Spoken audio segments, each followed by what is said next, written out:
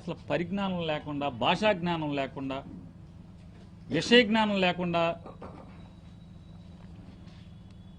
Lottery కొట్టినట్టు ఇక్కడ దాకా వచ్చేసాను జైపాల్ గారు. చీట్లు తీస్తారు కదా, చీట్లు తీస్తా ఇక్కడ దాకా వచ్చేసాను. జనం చీట్లు తీస్తున్నారు, ఇక్కడికి వచ్చేసాను. 3 సార్లు ఎమ్మెల్యే అయిపోయాను. విషయ పరిజ్ఞానం లేకుండా, సంస్కారం లేకుండా, సభ్య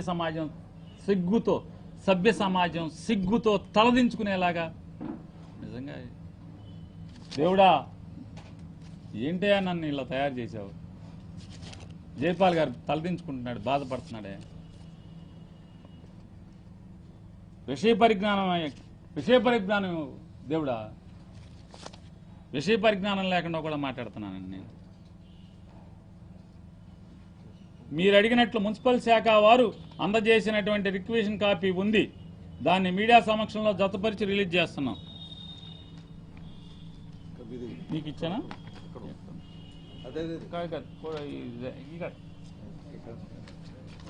ఇది కాదు, ఇచ్చా కదా. మీ దగ్గర ఉంది అది కాదండి, మీ దగ్గర ఉందా? ఇంగ్లీష్ లో ఇక్కడ ఉందా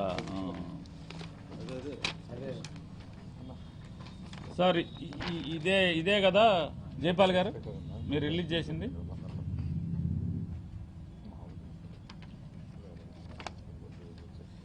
మీరు నేర పరిశోధనలో నిష్ణాతులు జైపాల్ గారు. నేర పరిశోధనలో అద్భుతమైన నిష్ణాతులుగా మీకు పేరుంది. ఒకసారి కమిషనర్ గారి సంతకం చూడండి ఒకసారి. నిజంగా ఆయనే పెట్టాడా? అడావుడిగా నిన్న పెట్టించారా? పెట్టించేప్పుడు ఏమైనా ఎడం చేత్తో కానీ, కాలుతో కానీ, చేత్తో కాకుండా ఇంకెవరన్నా పెట్టారా? వారు అంతకితం ఉన్నటువంటి సంతకాలు కూడా ఉన్నాయి నా దగ్గర. అంటే మీకు తేడా కనిపించకపోవచ్చు. మీరు ఒకసారి ఎవరికన్నా చూపించినా సరే, ఇదేమో అక్షరకృష్ణ సంతకం. వెనకటికి రాత్రిపూట పివి నరసింహారావు ఉండగా అక్షరకృష్ణ అని రాత్రిపూట సంతకం నేర్పేవాళ్ళు. పేరు రాయటం, సంతకం నేర్పేవాళ్ళు. రాత్రిపూట దీపం పెట్టి నేర్పేవాళ్ళు. వయోజన విద్య అండి బాబు గారు, వయోజన విద్య. ఇది ఆ సంతకం. ఇది చూడండి ఒకసారి, వారి స్ట్రోక్స్ చూడండి ఒకసారి. ఇది ఆయన పత్రికా ప్రకటన. గతంలో ఇట్లాంటివి చాలా ఉన్నాయి. ఒకసారి ఇది ఒరిజినల్ కాదా ఒకసారి చెక్ చేసుకోండి జైపాల్ గారు. వారు ఇంకేమన్నారంటే, మీరు జిల్లా ఎస్పీ గారిని ఉద్దేశించి మాట్లాడుతూ సదరు మున్సిపల్ శాఖ వారు అక్రమ కట్టడాలు కూల్చివేత విషయంలో పోలీసు సిబ్బందిని భద్రతగా ఉండమని అడిగినట్లు సదరు రిక్వెషన్ కాపీ పోలీసు సిఐకి, చిర్లపూడి సిఐకు పెట్టినట్లు చూపినట్లయితే నేను నోరు మూసుకుంటానని. ఎస్, నిన్న పడగొట్టిన దాంట్లో అది నాకు సంపూర్ణంగా నేను సందేహం వ్యక్తం చేస్తున్నాను. ఇది అతను ఒరిజినల్ సంతకం కాదు. ఇది దొంగదో ఏదైనా పర్లా, మేము మాకేదో కాగితం వచ్చేస్తే మేము చేసేస్తామంటే మాకేం సంబంధం లేదనుకో.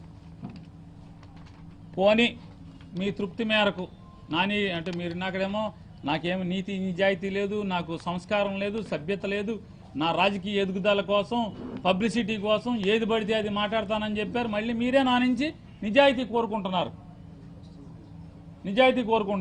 ఏమని? నువ్వు మాట మీద నిలుపు. ఎస్, సరే, నీ నమ్మకాన్ని జైపాల్ గారు, మీ నమ్మకాన్ని నేను పోగొట్టదలుచుకోలేదు.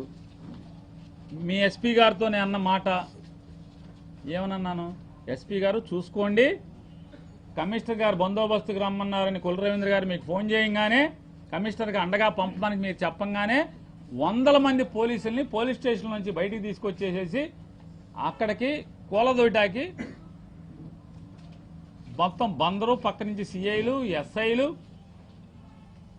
అందరినీ మీరు పంపించేస్తున్నారు. 100 మంది పోలీసులను పంపించేస్తున్నారు. రేపు ఎవడన్నా దెబ్బతిన్నాడు కోర్టుకు వెళ్తే ఇబ్బంది పడతారు, చూసుకోండి. మీకు గనక ఇవాళ గనక ఏది బిల్డింగ్ జనసేన వాళ్ళ బిల్డింగు పడగొట్టిన దాంట్లో మున్సిపల్ కమిషనర్ కనుక ఇచ్చుంటే ఈ సంగతి మీద నేను మాట్లాడను అని చెప్పాను. మాట్లాడను, మీ పాత్రను నేను ప్రశ్నించను. నిన్న మీరు జనసేన బిల్డింగ్ పడగొట్టిన దాంట్లో ఇక నేను పోలీసు పాత్ర గురించి మాట్లాడను. ఆ బిల్డింగ్ పడగొట్టడంలో మీరు ఎందుకు రక్షణకి వెళ్ళారని నేను పొరపాటున మాట్లాడను. పామర్ సీసీ ఇప్పుడు ఇది కూడా ఇప్పిస్తారా?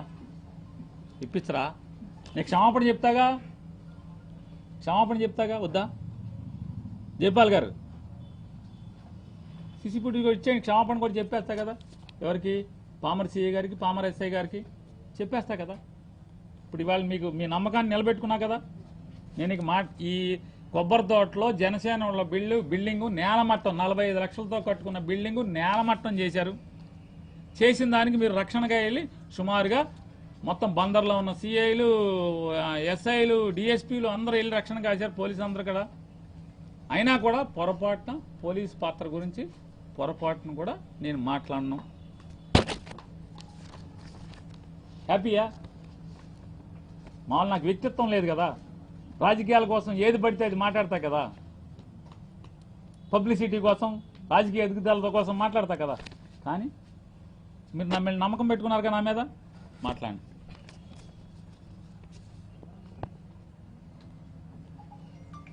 నేను ఇంకోటి ఇక్కడ ఏమైనా మున్సిపల్ సిబ్బంది ఎక్కడైనా ఇటువంటి అనధికార కట్టడాలు కూల్చివేతలు జరిగినా మాకు ఇచ్చిన అర్జీ మేరకు వారికి భద్రత కల్పించడం యొక్క బాధ్యత.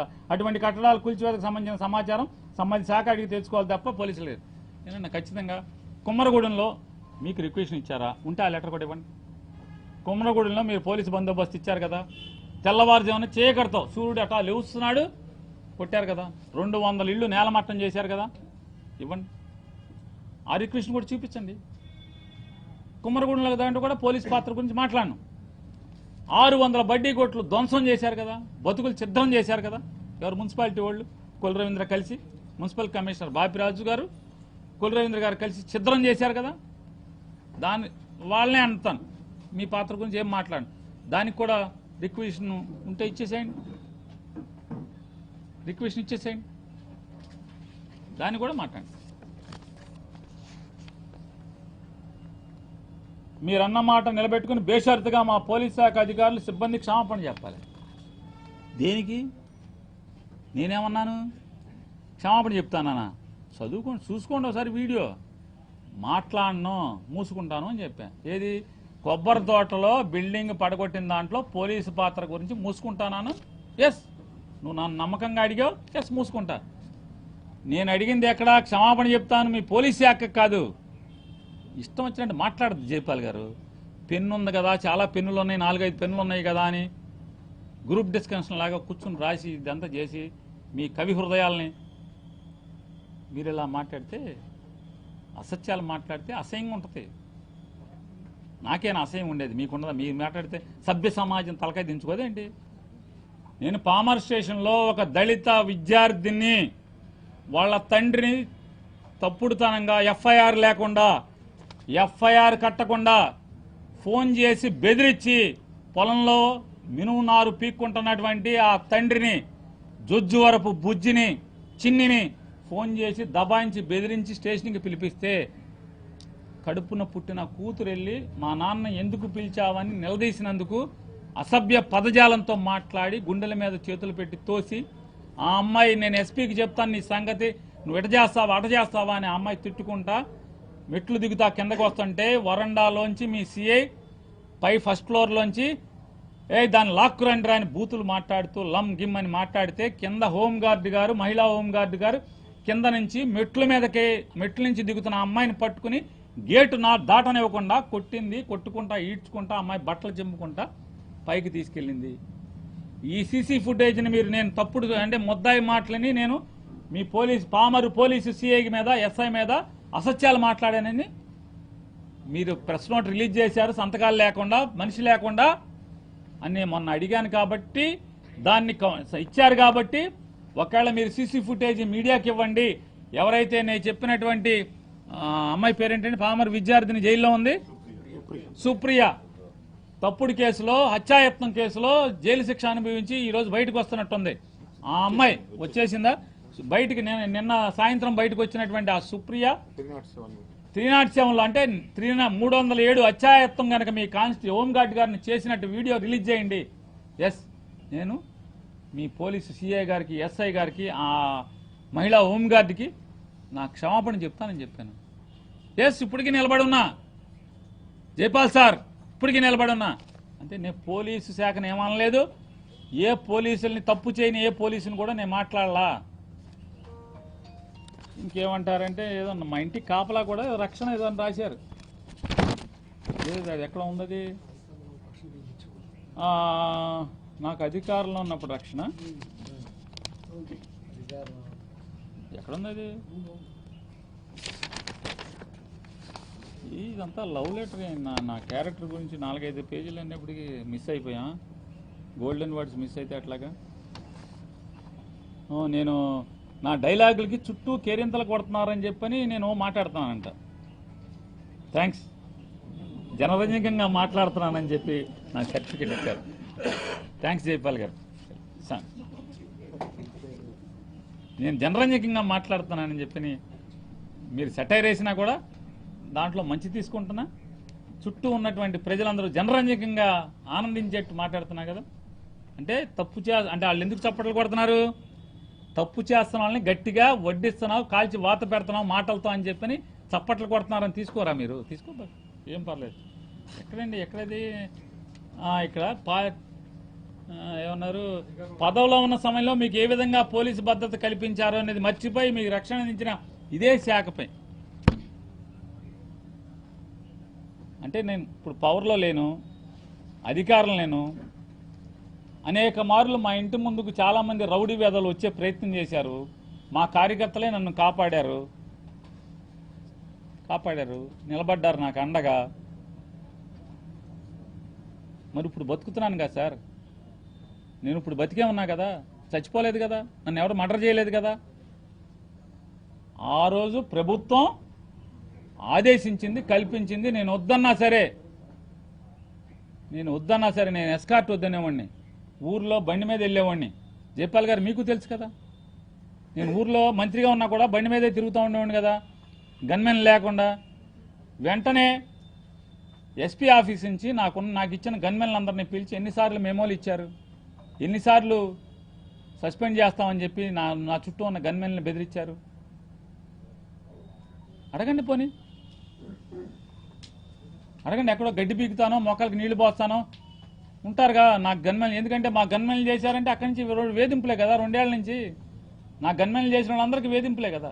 నాకు చేయని, కొడాల నానికి చేయని, లేదా దాదాపు ఆల్మోస్ట్ వైసీపీ ఎమ్మెల్యేలకు చేసిన వాళ్ళందరూ కూడా 2nd గ్రేడ్ పోలీసులుగానే బతుకుతున్నామని వాళ్ళు బాధపడుతున్నారు. బయట పెళ్లిళ్ళు అక్కడ ఇక్కడ చెప్పినప్పుడు మాట్లాడుతున్నారు. సార్ మాకు ఎందుకు ఇచ్చారు? నేను ఎవరిని ఏ పోలీస్ ఆయన్ని నాకు అతన్నేండి ఇతన్నేండి నేను అడగల. వాళ్లే పంపించారు, వచ్చిన వాళ్ళు పని చేసుకెళ్లారు. వాళ్ళు ఎప్పటికీ నేను మొదటిసారి 2004 నుంచి నేను పనిచేసినటువంటి అందరూ ప్రతి ఒక్కరు కూడా ఈ రోజుకి వాళ్ళ ఇంట్లో చిన్న ఫంక్షన్ జరిగినా నాకు వచ్చి చెప్తారు. చిన్న కష్టం వచ్చినా నాకు ఫోన్ చేసి, అయ్యా నాకు ఈ కష్టం వచ్చిందని అని చెప్పి చెప్తారు. నేను వెళ్తాను, నేను చేయగలిగితే అండగా ఉంటాను, లేకపోతే ఓదార్చి వస్తాను. ఈ రోజుకి ఆ బంధాలు కుక్కతో పోటీ పడతా. జైపాల్ గారు, నాకెవరన్నా పని చేస్తే, నాకెవరన్నా మేలు చేస్తే కుక్కతో పోటీ పడతా విశ్వాసంలో. మీరు మర్చిపోబాకండి. మనిద్దరం కూడా ఎన్నోసార్లు, ఎన్నో రాత్రులు మీరు వచ్చారు, మాట్లాడుకున్నాం, చిట్ చాట్ చేసుకున్నాం. ఎన్నో సందర్భాలు మీ ప్రేమని, మీ అభిమానాన్ని ఎంతో నా మీద కురిపించేవాళ్ళు, వలకబోసేవాళ్ళు. ఇప్పుడు అనిపిస్తుంది వలకబోయటం కురిపించడం కాదు, పారబోసావని చెప్పండి.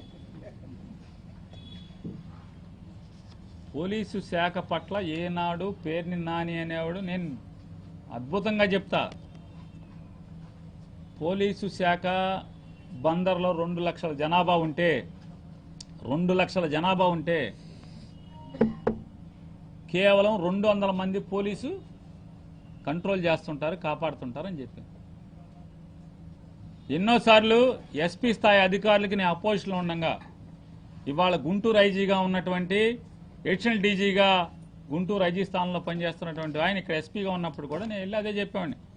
సార్, ఏదన్నా సరే తెరమాటున అధికార పార్టీకి అనుకూలమైంది జరగాలి తప్పితే, బహిరంగంగా జరిగితే పోలీసు వ్యవస్థ పట్ల మర్యాద తగ్గకుండా చూడండి సార్. మీరుండండి అధికార పార్టీకి అనుకూలంగా. ఎన్నోసార్లు వెళ్ళాను, ఎన్నోసార్లు వెళ్ళి కూర్చొని చెప్పేవాడిని. ఓకే సార్ అంటే పిటిషన్లు ఇచ్చుకెళ్ళేవాడిని. వెళ్ళి కూర్చొని చెప్పేవాడిని, సార్ మీరు అధికార పార్టీకి అనుకూలంగా చేయండి, తప్పులేదు, కానీ బహిరంగంగా ప్రజలకు కనపడకుండా ఉండాలి. అది బహిరంగంగా విచ్చలవిడిగా అది చేస్తే వ్యవస్థ పట్ల గౌరవం పోకూడదు, భయం పోకూడదు, మర్యాద పోకూడదు పోలీసు వ్యవస్థ పట్ల. ఎందుకంటే లక్షల మంది జనాభాని కంట్రోల్ చేయాల్సింది, రక్షించాల్సింది, సామాన్యుణ్ణి అండగా ఉండాల్సింది ఈ పోలీసు శాఖ మాత్రమే. కాబట్టి దాన్ని ఎప్పుడు స్టిఫ్గానే గంజి పెడితే ఎంత నుంచోడితే అట్టాగే నుంచోబెట్టాలి సార్ అని చెప్పేవాడిని. ఇప్పటికీ అదే మాట్లాడతా. జైపాల్ గారు మీకు కూడా తెలుసు, బందర్లో ఎవరినైనా సరే కొట్టే అధికారులనే ఏమని చెప్పి అడిగేవాడిని. ఆఖరికి నిమ్మకాయలు తీసుకుని నా దగ్గరికి జారటాకి వచ్చిన వాళ్ళని ఇప్పుడు బొకేలు తెస్తున్నారు. నిమ్మకాయలు తీసుకొచ్చిన అధికారులు కూడా నాతో జారటాకి వచ్చినప్పుడు చెప్పేవాడిని వారితో, నా పక్కన తిరుగుతున్న అతనైనా సరే రౌడీజం చేసినా తప్పు చేసి నీకు దొరికితే మీ పోలీస్ స్టేషన్కి తీసుకెళ్లే లోపే నీ ఇష్టం కొట్టేయి. దయచేసి నేను ఫోన్ చేశాక మా పార్టీ మా ఎంపటి తిరిగి కొట్టబాకి, ఎందుకంటే కేసు కట్టుకో, లోపలేసుకో, కొట్టబాకండి. ఎందుకంటే మేము రాజకీయ నాయకుల మీద రోజు మా ఎంపటి జనం తిరగాలి కదా, కార్యకర్త తిరగాలి కదా, కొట్టబాకండి. నేను ఫోన్ చేశా, నేను ఫోన్ వచ్చేలోపు కొట్టిపోవాలి. కొట్టేయగానే సార్ అది తెలియదు సార్, కొట్టేసా, తప్పు చేశాడు సార్, కొట్టేశాం సార్, అయిపోయింది సార్, సరే సార్ ఏం కొట్టలేదు సార్ అని అనాలి. మనం ఇలా నడుచుకోవాలి అని చెప్పేవాడిని. కావాలంటే ఇవాళ